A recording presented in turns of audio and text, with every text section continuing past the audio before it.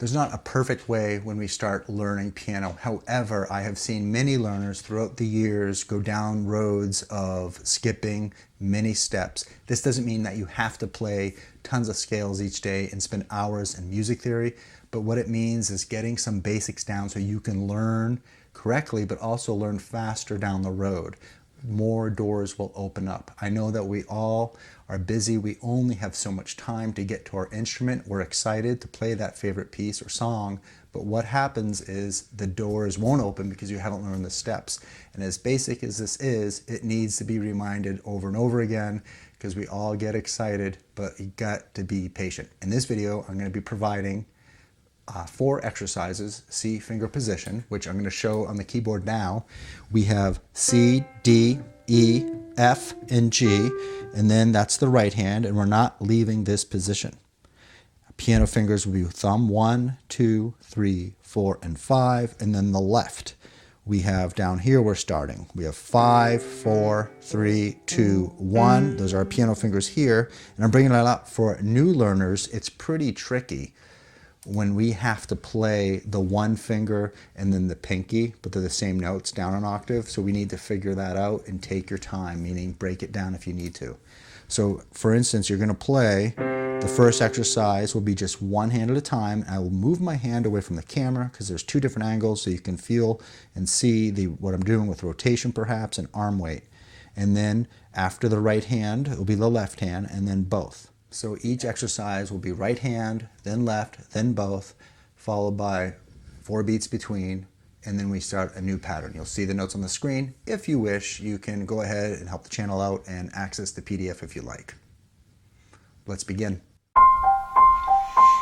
All right, here we go. You have 4 beats between each exercise.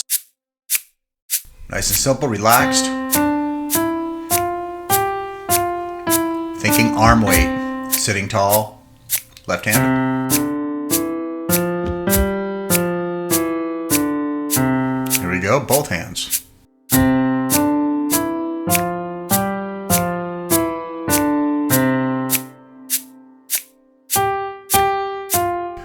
have to really work on that 5th and 4th finger. It takes time.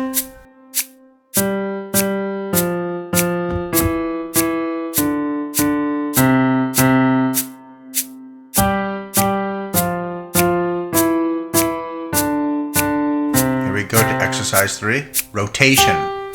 Think about moving a doorknob.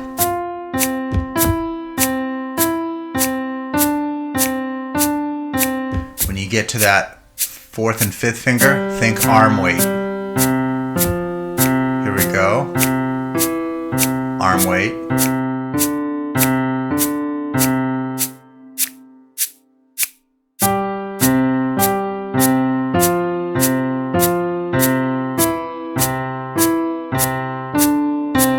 Try to strive for an even sound for both hands, by the way. For me, I have to have my hands a little flatter to feel the arm weight.